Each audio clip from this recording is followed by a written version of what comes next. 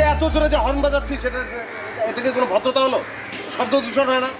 জানিস তুই থাইল্যান্ডে তো বছরে একদিন হর্ন বাজায়, এটা ঠিক না? এটা মানুষের ডিস্টার্ব হয় না?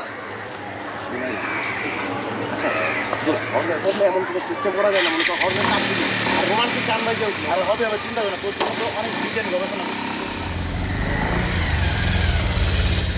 তুই নতুন মোটর সাইকেল তুই কি চালাস বুঝলাম না, তো আজকে কেন চালাস?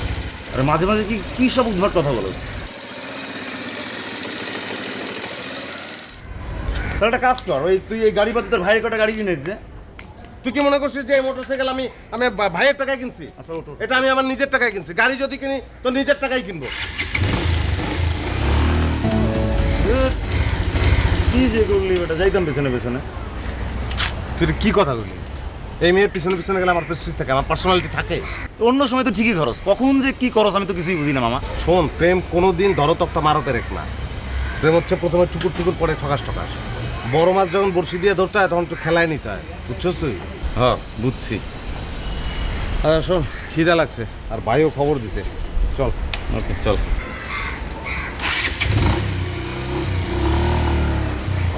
আচ্ছা, তোমরা তো অনেক কষ্ট করলে আমার জন্য, এবং বেশ কয়েকবার আমি এই এলাকার কমিশনার নির্বাচিত হইলাম, এইবারও হইলাম তোমাদের কল্যাণে। তো তোমাদেরকে অনেক ধন্যবাদ এই জন্য। আর তোমাদের যদি কোনো পার্সোনাল কিছু দরকার হয় বা সাহায্যের দরকার হয় আমাকে বলবা, আমি তোমাদেরকে হেল্প করবো, ঠিক আছে? এই জন্যই তো তোমার জনগণ বারবার নির্বাচিত করে, কিন্তু তোমার দিকটা তো তুমি একটু দেখো না। নিজের কি দেখবো?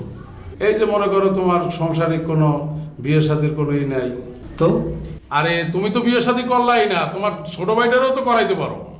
না, এটা অবশ্য তুমি ঠিক করছো, একটা ভালো মাইয়া পাইলে ওরে আমি বিয়া দিয়ে দেবো। এই শোন শোন, বড় আপা ফোন করেছিল আজকে। তো কি হচ্ছে, আমি হাত মুখ দিয়ে আসি। একটা সুসংবাদ আছে, বসো না। বড় আপা ফোন করেছিল। বড় আপা তো প্রতিদিনই ফোন করে, অসুবিধা কি? আরে আজকে একটা স্পেশাল কারণে ফোন করেছিল। বড় আপার যে ছেলে রানা, রানার জন্য ওরা রানীকে চাচ্ছে। কি বললা? আরে রানীকে ওরা বউ হিসেবে চাচ্ছে, বিয়ের প্রস্তাব দিয়েছে। আচ্ছা, রানার কথা বলছো? ও একটা অশিক্ষিত মূর্খ, ওর কথা আমার কাছে বলছো। তোমার এটা কিরকম রুচি বুঝলাম না আমি।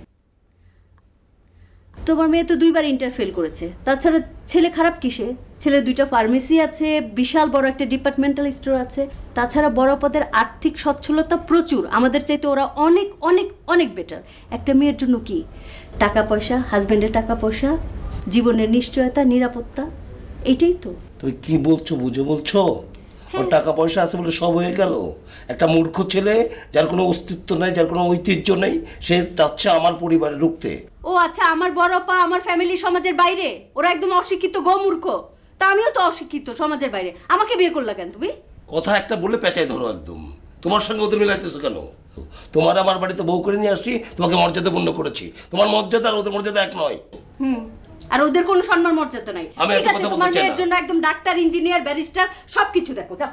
আশ্চর্য ব্যাপার, একটা কথা বলি উল্টাটা বোঝো তুমি, সবসময় খেঁচাখেচি।